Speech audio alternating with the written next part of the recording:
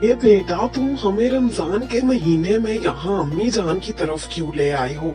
हमारा यहाँ क्या काम, हम शहर में ही अच्छे थे। क्यों अब्बू जान, यहाँ बहुत मजा आएगा। रमजान भी है और आपको छुट्टियाँ भी है। हम दादी जान के पास रहेंगे और गांव की सैर करेंगे और रोजे भी रखेंगे। लेकिन बेटा, हमने कभी रोजे नहीं रखे और तुम्हारी दादी जान मुझे मार मार के रोजे रखवाएंगी। मुझसे रोजा बर्दाश्त नहीं होता। मैं कैसे समझाऊं तुमको, तुम अभी छोटी हो। अब्बू जान, ये तो बहुत गलत बात है। आप इतने बड़े होकर अभी तक रोजा रखना नहीं समझते। मैं तो यहीं रहूंगी और आपको भी मेरे साथ ही रहना पड़ेगा। बस मैं आपको बता रही हूँ। अच्छा बेटा, तुम्हारे सामने तो वैसे भी हम दोनों की नहीं चलती। जैसा तुम कहो वैसा कर लेते हैं। अरे मेरे प्यारे बच्चे आए हैं, मैं सदके जाऊं इस रमजान के बाबरकत महीने में। अब तो खुशियाँ दो बाला हो जाएंगी माशाल्लाह। चलो भाई अंदर चलो मेरे प्यारे बच्चे। अरे अम्मी जान, अपने सोचा कि चलो इस बार रमजान आपके साथ ही गुजार लेते हैं। इस बार अब्बू जान का इरादा ये है कि वो आपके साथ ही अपने सारे रोजे भी रखेंगे और अब्बू जान के साथ साथ अम्मी जान भी रोजे रखेंगी इस बार। सुनिए, मैं तो कहती हूँ कि यहाँ से चलते हैं। मेरे से कहाँ रोजे रखे जाते हैं, आपको तो पता है मैं भी आपकी जैसी हूँ। ये तो हम दोनों का कचूमर बना कर रहेगी। तो ये बात अपनी बेटी को शहर से समझा कर लेकर आनी थी ना। अब कुछ नहीं हो सकता, अब यहाँ से नहीं जा सकते। अम्मी जान और तुम्हारी बेटी दोनों ही हमारे पीछे पड़ जाएंगे। अब चुपचाप अंदर ही चलो। दादी जान, सुबह मैं भी रोजा रखूंगी और आपको पता है मेरा पहला रोजा होगा। आप मुझे जरूर उठाइएगा।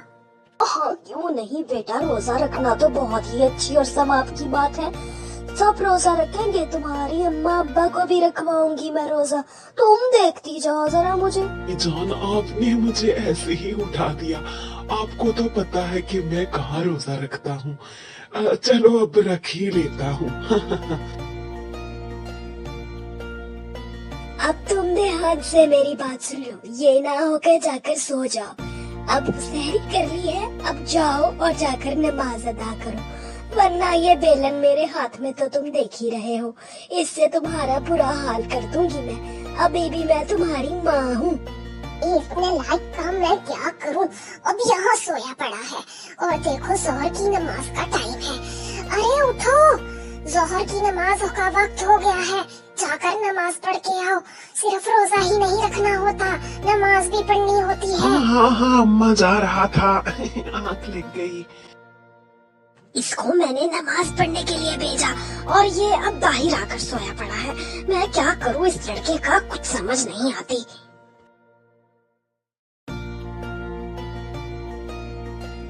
ये तो मुझे लगता है कि यहाँ बेहोश हो गया है। अरे कोई है? अरे देखो, यहाँ एक आदमी बेहोश पड़ा है। मेरी मदद करो इसको उठाने में।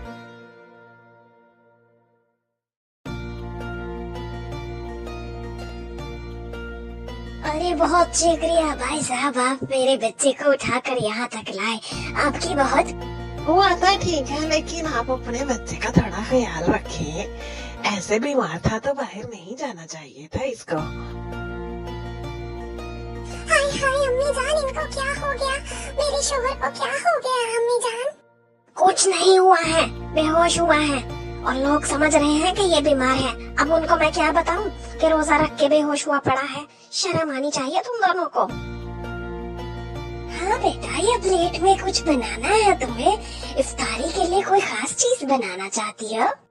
नहीं, मैं क्यों बनाऊंगी इफ्तारी के लिए? मेरे में हिम्मत नहीं है। अब मैं तो जरा कह रही थी कि थोड़ा सालन डाल के चखाइए मुझे, नमक चेक कर लूं जरा। तुम्हारा ना रोजा रख के मुझे लगता है दिमाग थोड़ा सा पागला गया है। लेकिन नमक तो चखा ही जा सकता है अम्मी जान। नमक इस इतने बड़े थाल में चखोगी? पागल समझ रखा है क्या मुझे? ये समोसा लेकर कहाँ जा रही हो जरा बताना। अम्मी जान, वो बाहर मांगने वाला आया है। मैंने सोचा क्यों ना एक समोसा उसको भी दे दूं। चुपचाप समोसा प्लेट में वापस रख दो। मैं सब जानती हूँ कौन है बाहर मांगने वाला और किसको खाना है ये। लगता है आपको मुझ पर यकीन नहीं है। चले मैं वापस रख देती हूँ। बेटा जाओ जाकर अपनी अम्मी अब्बू को अब उठा लाओ। इफ्तारी का टाइम बस हो चुका है, रोजा खुलने वाला है। जाओ शाबाश मेरी बच्ची। दादी जान, दादी जान, देखिए अम्मी और अब्बू बेहोश पड़े हैं। इनको कुछ हो गया है दादी जान। अरे कुछ नहीं हुआ है इनको बस खाना चाहिए। खाने की खुशबू आते ही देखना कैसे भागे दौड़े चले आएंगे।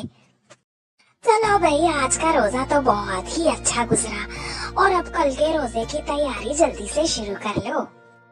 नहीं अम्मी जान। नहीं नहीं